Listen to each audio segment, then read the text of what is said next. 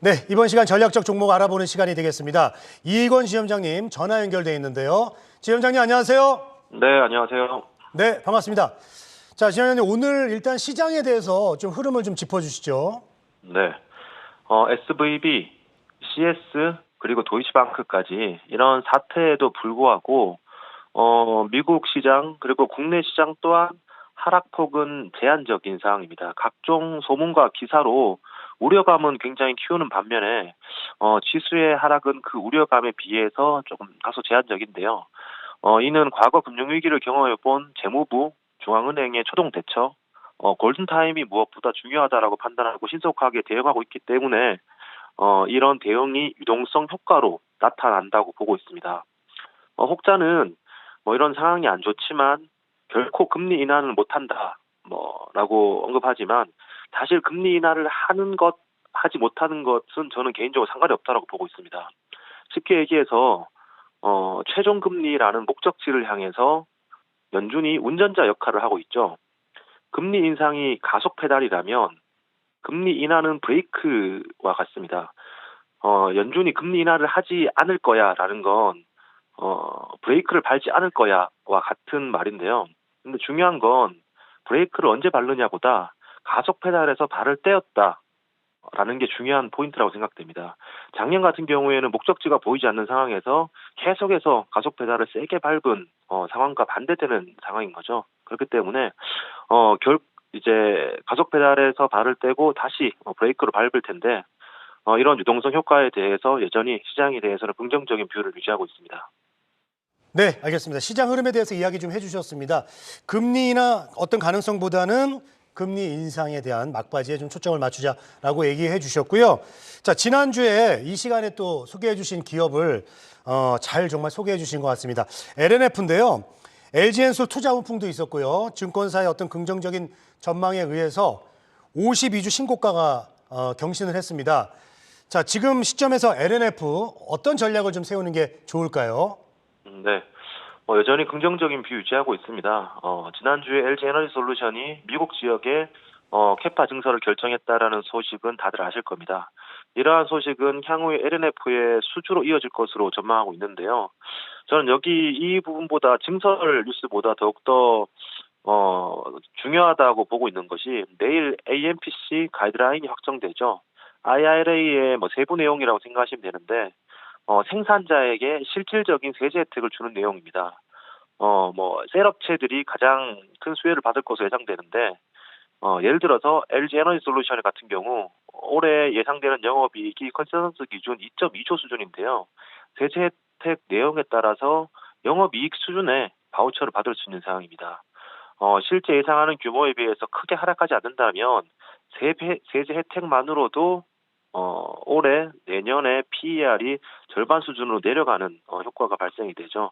이러한 혜택은 증설로 이어질 수 있고 고객사의 증설은 LNF와 같은 소재 업체들에게 추가적인 수주로 이어질 것으로 예상되기 때문에 향후에 믹스 개선 그리고 신규 고객사 확보 가능성이 열려 있는 상황에서 꾸준히 좋은 뷰 지시해드리겠습니다. 자, 지난주에 LNF 말씀해 주셨는데 오늘 좋은 흐름 보여주고 있고 앞으로도 긍정적인 의견을 주셨습니다. 자, 그리고 오늘 소개해 줄 기업이 이제 자화전자인데요. 어떤 점을 좀 눈여겨봐야 될까요? 예. 자화전자 오늘 두 번째로 말씀을 드립니다. 2016년부터 17년까지 애플이 OLED 패널을 채용하면서 FP11을 납품하는 인터플렉스와 BH의 주가가 굉장히 날아가는 시기가 있었죠. 16년부터 17년까지 인터플렉스 주가는 10,000원에서 70,000원, 그리고 BH의 주가가 3,000원에서부터 30,000원까지 상승했었습니다.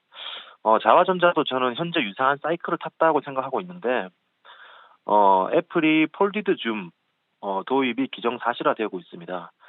사실 과거에 비해서 스마트폰 시장이 굉장히 성숙기에 들어섰고 또한 경기 상황에 의해서 수요가 좋지 않은 상황이지만 이를 극복하기 위해서 차별화 포인트를 계속 두고 있습니다. 삼성은 이미 폴디드 줌을 도입을 했고요. 그리고 폴더블에 포커스를 맞추고 있고 애플 또한 올해 신규 모델부터 폴디드 줌을 도입하는 것이 확정적이 되어 있습니다. 올해 프로맥스 모델 약 5,500만 대에서 6,000만 대 규모로 판매될 것으로 내다보고 있는데 여기에 자화전자와 이노텍이 폴디드줌의 OIS를 두 회사만 공급할 것으로 기정사실화되었기 때문에 이 실적 가시성에 대해서 가장 큰 포인트를 두겠고요. 2차 전지의 현재 고밸류의 정당성은 수주 그리고 캐파 증설 이에 따른 미래 실적의 신뢰도입니다.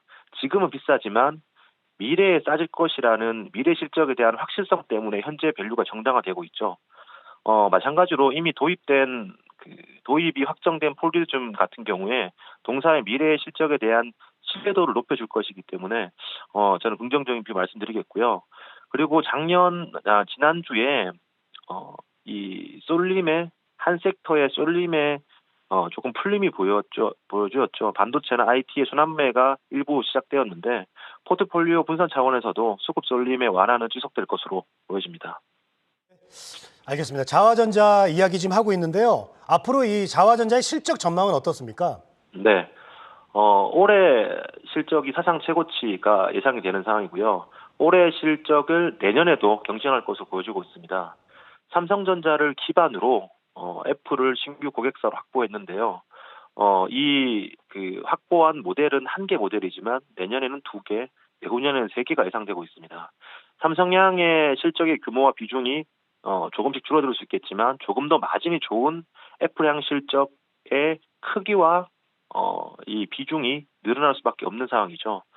여기에 삼성이나 애플이 이미 폴디드줌에 대해서 채용이 확정이 되었기 때문에 이후에 중화권 업체들도 채택 가능성이 굉장히 높은 상황입니다. 이미 삼성의 레퍼런스를 가지고 있고 애플의 신규 채용에도 확보가 되었기 때문에 자화전자가 수혜를 누릴 가능성이 높고요. 이러한 여건들을 봤을 때 추가 증설 가능성도 충분히 있는 상황입니다. 작년에 동사가 증설 뉴스의 주가가 24,000원에서부터 36,000원까지 단기 상승했던 것처럼 이번에도 실제로 추가적인 증설이 가시화된다면 주가가 한 단계 레벨업 가능한 상황이기 때문에 실적과 멀티플 측면에서도 향후에 미래는 밝다고 강조드리겠습니다. 자, 올해와 또 내년에 최고 실적 경신이 전망된다. 자, 여기까지 자화전자에 대한 전망까지 좀 다 들어봤습니다. 메리츠증권 광화문 금융센터의 이휘건 지점장님, 오늘도 도움 말씀 고맙습니다. 네, 감사합니다.